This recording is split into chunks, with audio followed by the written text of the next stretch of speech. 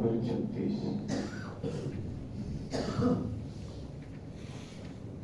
پارہ نمبر 2 پارے کے دوسرے رکوع کی آخری آیت نمبر 152.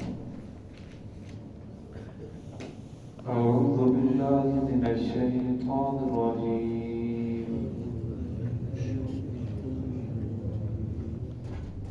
بسم اللہ الرحمن الرحیم. فاذکرونی اذکرکم واشکروا لی ولا تکفرون. یا ایہا الذین آمنوا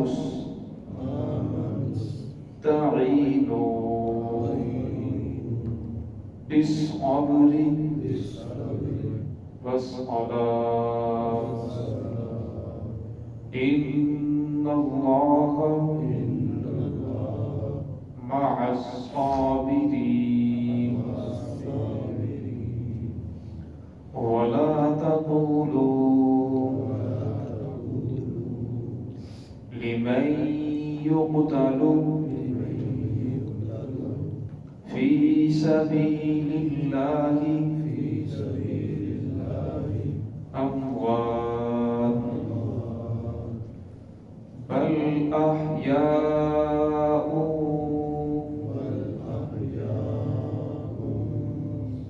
ولكن لا تشعرون. بسم اللہ الرحمن الرحیم. فاذکرونی اذکرکم واشکروا لی ولا تکفرون. یا ایہا الذین آمنوا استعینوا بالصبر والصلاة ان اللہ مع الصابرین. ولا تقولوا لمن يقتل في سبيل الله أموات بل أحياء ولكن لا تشعرون.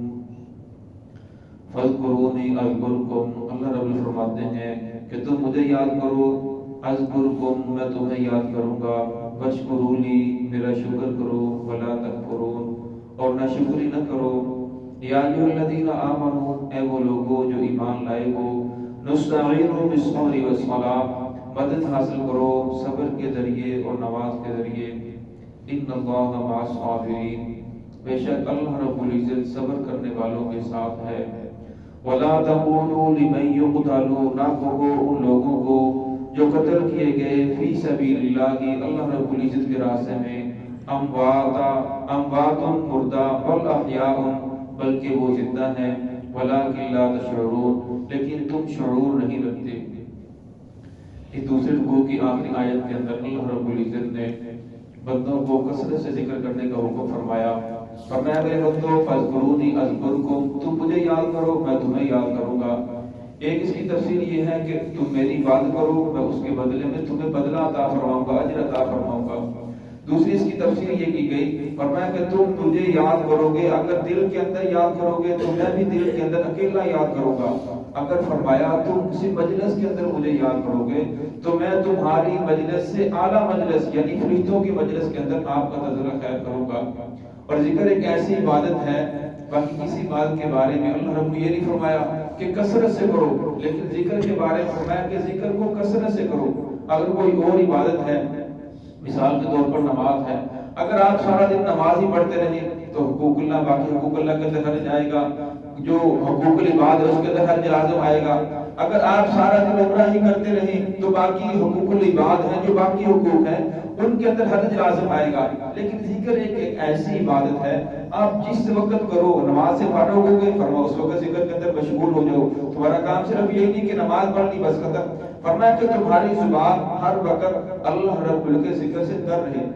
صحابہ کرام سے یا رسول اللہ افضل عمل کیا ہے؟ فرمایا سب سے افضل عمل یہ ہے کہ تیری زبان ہر وقت اللہ رب کے ذکر سے تر رہے۔ تو اس کام کے اندر بھی ہے، دفتر میں مشغول ہے، گھر میں مشغول ہے، کسی کام میں مشغول ہے، تجارت کے اندر مشغول ہے، فرمایا تیرا جسم کام کے اندر لگا ہوا ہے لیکن تیری زبان اللہ کی یاد کے اندر لگی ہوئی ہو۔ اسی طرح گھر کی جو خواتین ہیں، فرمایا گھر کا جو کام کاج کرتی ہیں، فرمایا کام کاج بھی کریں لیکن ساتھ ساتھ جب اللہ رب کا ذکر کریں گے تو پھر اس کام کے اندر برکت آئے گی، اس کھانے کے اندر برکت آئے گی، اور جب کام کے اندر برکت ہوگی تو کام بھی جلدی ختم ہو جائے گا اور تھکاوٹ بھی بالکل محسوس نہیں ہوگی۔ پھر اس گھر کے اندر خیر و برکات نازل ہوتی ہیں، گھر سے جنات شیاطین ہر چیز بھاگ جاتی ہیں۔ تو اس لیے فرمایا کہ انسان کو ہر وقت اللہ رب کا ذکر کرنا چاہیے۔ پھر فرمایا واشکروا لی ولا تکفروا، فرمایا میری نعمتوں کا شکر ادا بھی کرو، ولا تکفروا، ناشکری نہ کرو۔ قرآن پاک میں اللہ دوسری جگہ ارشاد فرماتے ہیں لئن شکرتم لازیدنکم، فرمایا اگر تم میری نعمتوں کا شکر ادا کرو گے لازیدنکم، فرمایا پھر میں تمہاری نعمتوں کو بڑھاؤں گا، ولئن کفرتم، اگر ناشکری کرو گے تو ان عذابی لشدید، فرمایا پھر میری پکڑ بڑی سخت ہے۔ تو شکر کے لیے جو سب سے بہترین طریقہ یہ ہے کہ انسان 5 وقت کی نماز پابندی کے ساتھ پڑھے۔ ایک ہے کہ انسان شکر ادا کرتا ہے، زبان سے کہتے ہیں الحمدللہ، یہ بھی شکر کا ایک طریقہ ہے، لیکن حکماء فرماتے ہیں کہ جب انسان پانی کا ایک گلاس پیتا ہے تو اس کا اثر 2 منٹ کے بعد پاؤں کے ناخنوں تک پہنچ جاتا ہے۔ یعنی فرمایا نعمتیں تو سارا جسم استعمال کرے لیکن شکر ادا کرنے کے لیے صرف زبان۔ فرمایا شکر ادا کرنے کا بہترین طریقہ یہ ہے کہ انسان 5 وقت کی نماز پابندی کے ساتھ پڑھے۔ جب نماز پڑھتا ہے تو انسان کا ہر اعضاء، جسم کا ہر حصہ اللہ رب کا شکر ادا کر رہا ہوتا ہے، اللہ رب کے سامنے جھک رہا ہوتا ہے۔ آگے جو تیسرا خوشبو ہو رہا ہے، یہاں اللہ رب العزت نے پہلے رکوع کے اندر اللہ رب العزت نے بنی اسرائیل کا تذکرہ فرمایا، باقی لوگوں کا تذکرہ ہوا۔ یہاں ایمان والوں کو پکارا جا رہا ہے، یا ایھا الذین آمنوا۔ قرآن پاک کے اندر 88 مقام پر اللہ رب العزت نے ایمان والوں کو پکارا، یا ایھا الذین آمنوا، یا ایھا الذین آمنوا کہہ کر پکارا، اور پھر آگے فرمایا کہ جس طرح گزشتہ آیات کے اندر گزرا کہ تحویل قبلہ ہوا، پہلے جو قبلہ بیت المقدس تھا پھر بیت اللہ ہو گیا، تو فرمایا پہلے جو میں نے امامت عطا فرمائی تھی، نبوت عطا فرمائی تھی، یہ بنی اسرائیل کے اندر چل رہی تھی، اور اب میں نے نبوت پھر ان کی نافرمانیوں کی وجہ سے، ان کی ہٹ درمی کی وجہ سے، ان کے ضد اور عناد کی وجہ سے میں نے نبوت امامت کو ان سے ختم کر دیا۔ اب میں نے نبوت کا تاج تمہارے سر کے اوپر رکھ دیا ہے، امامت میں نے تمہیں عطا فرما دی ہے۔ تو فرمایا اب تمہیں کوئی پھولوں کی سیج پیش نہیں کرے گا۔ فرمایا کہ جب اس امامت کے فرائض کو ادا کرو گے، تبلیغ کرو گے، لوگوں کو حق کی طرف بلاؤ گے، پھر فرمایا تمہیں کوئی پھولوں کی سیج نہیں پیش کرے گا، پھر تمہیں مسائل بھی آئیں گی، پریشانیاں بھی آئیں گی، فرمایا پھر ان پریشانیوں کے اوپر تم نے صبر کرنا ہے، اور صبر فرمایا صبر کے ذریعے اور نماز کے ذریعے جب تم اللہ رب کی مدد حاصل کرو گے، ان اللہ مع الصابرین، اللہ رب فرماتے ہیں کہ پھر میں صبر کرنے والوں کے ساتھ ہوں، میری مدد میرے ساتھ ہے، وقال اللہ انی معکم، فرمایا تم جہاں بھی ہوگے میں تمہارے ساتھ ہوں، ان اللہ معنا۔ حضرت حضور صلی اللہ علیہ وسلم نے فرمایا تھا نا جس وقت غار ثور کے اندر تھے، حضرت ابوبکر صدیق رضی اللہ عنہ فرمایا یا رسول اللہ دشمن تو سامنے آ چکا ہے، فرمایا ان اللہ معنا، خوف نہ کر، غم نہ کر، اللہ ہمارے ساتھ ہے، جب اللہ ہمارے ساتھ ہے تو پھر ہمیں کسی چیز کی کیا پریشانی۔ تو فرمایا جب تم ان مسائل کے اندر جکڑ جاؤ تو فرمایا پھر صبر کرو، پھر صبر کے ذریعے جب اللہ رب کی مدد حاصل کرو گے تو اللہ رب کی مدد تمہارے ساتھ شامل حال ہو جائے گی۔ پھر صحابہ کرام کو اس کے اوپر اتنی زیادہ مصیبتیں آئیں، حضرت خباب رضی اللہ عنہ، حضرت عمر رضی اللہ عنہ اپنے زمانے کے اندر ان کی کمر سے جب کپڑا ہٹا کر دیکھا تو گڑے پڑے ہوئے تھے، فرمایا خباب ایسی کمر، میں تو ایسی کمر کسی کی نہیں دیکھی۔ تو فرمایا کہ میرے خون اور چربی سے وہ انگارے جو تھے وہ ختم ہوتے تھے، ان کی جو تپش ختم ہوتی تھی، تو فرمایا مجھے انگاروں کا لٹایا جاتا۔ حضرت بلال رضی اللہ عنہ کو کتنی تکلیفیں مصیبتیں آئیں، تو فرمایا اب محمد رسول اللہ صلی اللہ علیہ وسلم کے دنیا سے چلے جانے کے بعد اب یہ نبوت والا کام اللہ نے اس امت کی ذمہ داری ہے کہ یہ خود بھی نیک عمل کرے، دوسروں کو بھی نیکی کے لیے کہے، خود برائی سے بچے، دوسرے مسلمان بھائیوں کی فکر کرے۔ فرمایا اب تم درمیان کے اندر لکھو، واسطہ ہو کہ تم نے رسول اللہ صلی اللہ علیہ وسلم کا پیغام آخری امتی تک پہنچانا ہے۔ اب قیامت رسول صلی اللہ علیہ وسلم تو دنیا سے چلے گئے، نبوت ختم ہو گئی، آپ صلی اللہ علیہ وسلم خاتم النبیین ہیں، لیکن انسانی تو قیامت تک آئے گی۔ فرمایا اس کی فکر کس نے کرنی ہے؟ فرمایا اس کی فکر آپ نے کرنی ہے، اور فرمایا جب فکر کرو گے پھر اس کے اوپر مسائل بھی آئیں گے۔ ویسے بھی دنیا عالم اسباب ہے، دنیا کے اندر انسان کو پریشانی بھی آتی ہے، غم بھی آتے ہیں، راحت و آرام بھی حاصل ہوتی ہے، اور اسی طرح مالداری بھی آتی ہے، نوکری بھی آ جاتی ہے، فقیری بھی آ جاتی ہے، زندگی بھی ہے، موت بھی ہے۔